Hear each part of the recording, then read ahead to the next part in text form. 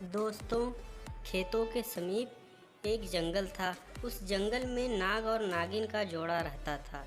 एक दिन नागिन ने कहा नाग से, देखो यह कितना अच्छा जंगल है, कितने आराम से हम लोग रह रहे हैं, कोई हमको यहाँ परेशान नहीं करता है, कितने अच्छे लोग यहाँ पर रहते हैं। यह कह ही रही थी कि नाग चुप होकर सुन रहा था उनकी बातों को।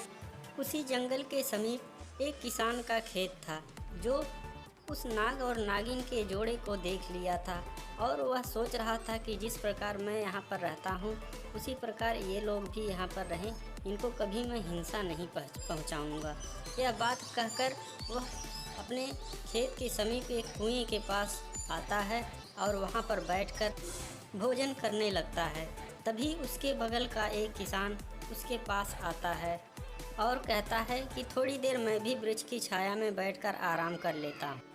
तभी दूसरा किसान जो नाग और नागिन के जोड़े को देखा था दूसरे किसान से बताता है और कहता है कि जिस प्रकार हम लोग यहाँ पर रहकर मेहनत मजदूरी करते हैं, हमें ये लोग कोई हिंसा नहीं पहुँचाते, तो हमें भी इनको कोई हिंसा नहीं पहुँचानी चाहिए, यह लोग भी आराम से यहाँ पर रहेंगे।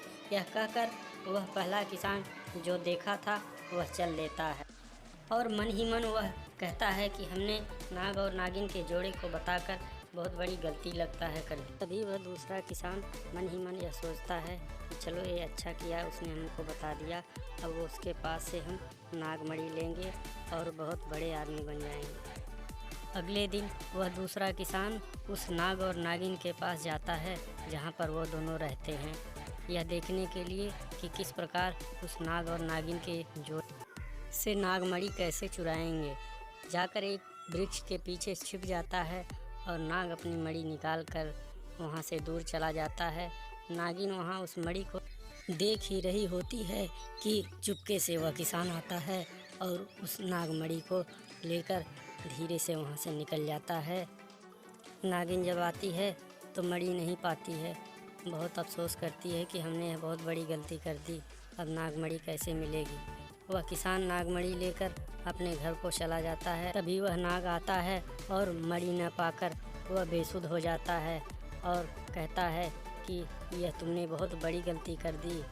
नागिन उस मणि की तलाश में निकल जाती है और नाग वहीं पर बेसुध होकर गिरता है और अपने प्राण त्याग देता है। नागिन थोड़ी देर में आती है और देखकर बहुत पछताती है और बहुत रोती है कि यह हमने क्या कर दिया। वह किसान नागमणि पाकर बहुत खुश होता है और अपने मन ही मन यह सोचता है कि अब हमको खेतों में काम नहीं करना पड़ेगा, अब तो सिर्फ आराम ही आराम है। अब नागमणि मिलने से मैं बहुत अमीर आदमी बन जाऊंगा, मुझे अब सब काम नहीं करना पड़ेगा। शाम का समय था, यह सब सोच ही रहा था और वह घर से बाहर निकलकर एक वृक्ष के नीचे आकर बैठता है। वहीं पर वह नागिन आकर कब से अपना बसेरा बनाए रहती है और जैसे ही वह आकर बैठता है वह नागिन उसे डस लेती है और डसने के बाद उसके प्राण निकल जाते हैं। इस प्रकार नागिन अपने पति का बदला लेती है। इस कहानी से मित्रों हमें यही सीख मिलती है कि अपने कर्म पर विश्वास रखना चाहिए, नाजायज़ तरीके से कभी धन नहीं प्राप्त करना चाहिए जिससे हमें हमेशा ही हानि हो।